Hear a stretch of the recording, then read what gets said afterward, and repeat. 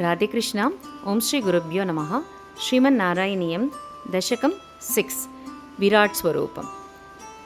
एवं चतुर्दश जगन्मयतां गतस्य पातालमीश तव पादतलं वदन्ति पादोत्वदेशमपि देवरसातलं ते गुल्भद्वयं खलु महातलमद्भुतात्मन् जङ्गे तलातलमतो सुतलं च जानु किञ्जोरुभागयुगलं वितलातले द्वे क्षोणीतलं जगनमम्बरमङ्गनाभिः वक्षश्च शक्रनिलयस्तव चक्रपाणे ग्रीवामहस्तव मुखं च जनस्तपस्तु पालं शिरस्तव समस्तमयस्य सत्यम् एवं जगन्मयतनो जगदाश्रितैरपि अन्यैर्निबद्धव पुषे भगवन्नमस्ते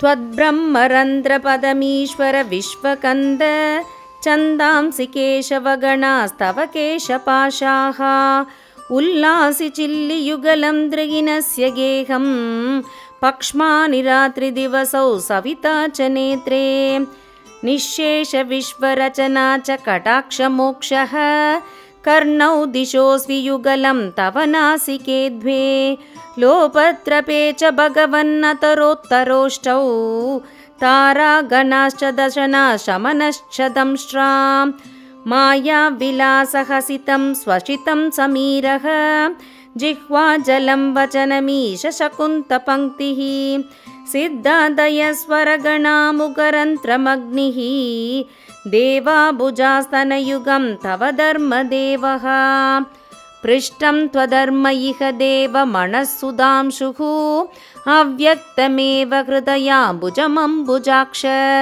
कुक्षिः समुद्रनिवहा वसनं तु सन्ध्ये शेबः प्रजापतिरसौ वृषणौ च मित्रः श्रोणिस्थलं मृगगणाः पतयो नगास्ते हस्त्युष्ट्रसैन्धवमुखा गमनं तु कालः विप्रादिवर्णभवनं वदनाब्ज बाहू चारूरुयुग्मचरणं करुणाम्बुदे त्वे संसारचक्रमयि चक्रधरक्रियास्ते वीर्यं महासुरगणोऽस्ति कुलानिशैलाः नाड्यः सरित्समुदयस्तरवश्च रोम जीयादितं वपुरनिर्वचनीयमीश ईदृग्जगन्मयवपुस्तव कर्मभाजां कर्मावसानसमये स्मरणीयमाहुः तस्यान्तरात्मवपुषे विमलात्मने ते वातालयाधिपनमोऽस्तु निरुन्दिरोगान्.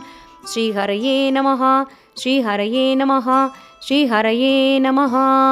सर्वत्र गोविन्दनाम संकीर्तनं गोविन्द गोविन्द. राधे कृष्ण.